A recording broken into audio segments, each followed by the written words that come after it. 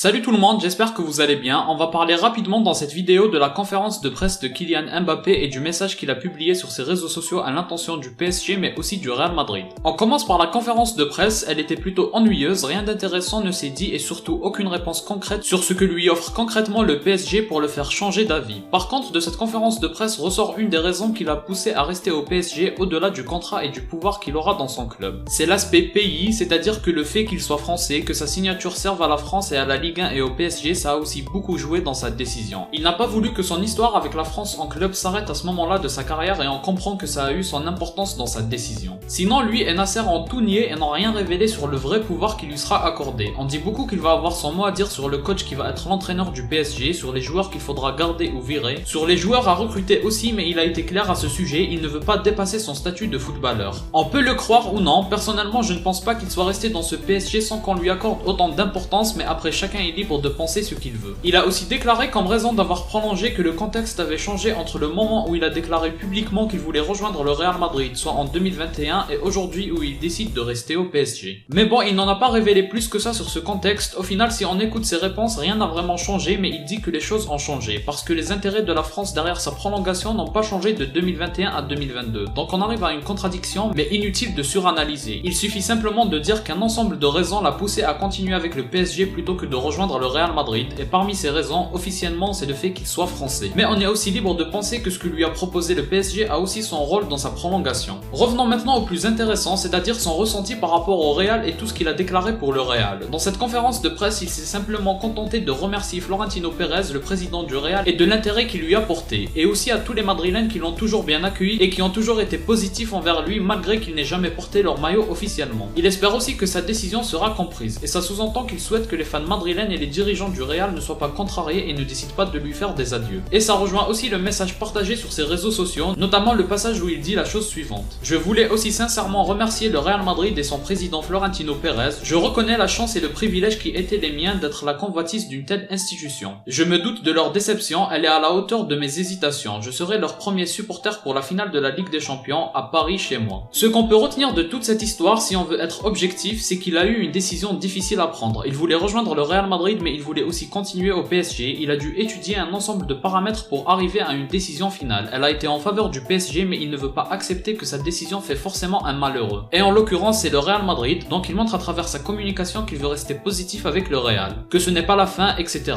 Mais la réalité, c'est que l'environnement du Real Madrid et ses fans sont fâchés, déçus, tristes, malheureux à cause de son choix. Et ça, il ne pourra pas le changer, même s'il venait à venir un jour au Real Madrid. L'histoire ne sera pas aussi belle que ce qu'elle aurait pu être. Sans oublier qu'il a fait beaucoup de mal au Real, parce que le Real a beaucoup misé sur sa venue, et au final le Real est perdant, donc il ne peut pas tout avoir. Il y avait un avant et un après sa décision en ce qui concerne le Real Madrid, et ça peu importe qu'il soit supporter ou non du meilleur club du monde. Il ne pourra pas y changer grand chose et même rien du tout. Par contre, comme je l'ai souvent dit, dire maintenant qu'il ne viendra plus jamais et tout, c'est réagir à l'instant. Et la culture de l'instant ça marche jamais, encore moins dans le monde du foot. On ne sait pas ce qui se passera d'ici 2025 et le foot avance très vite, donc c'est vraiment inutile de se prononcer tout de suite. Il y a simplement une certitude à avoir, le Real a perdu toute sa confiance en Mbappé, le Real ne fera plus de Mbappé un cas à part. Désormais c'est un joueur exceptionnel comme il peut y en avoir d'autres, mais il n'est plus spécial aux yeux du Real. Si vous avez aimé, laissez un like et abonnez-vous pour me soutenir, suivez-moi sur Twitter, moi je vous dis à la prochaine, portez-vous bien.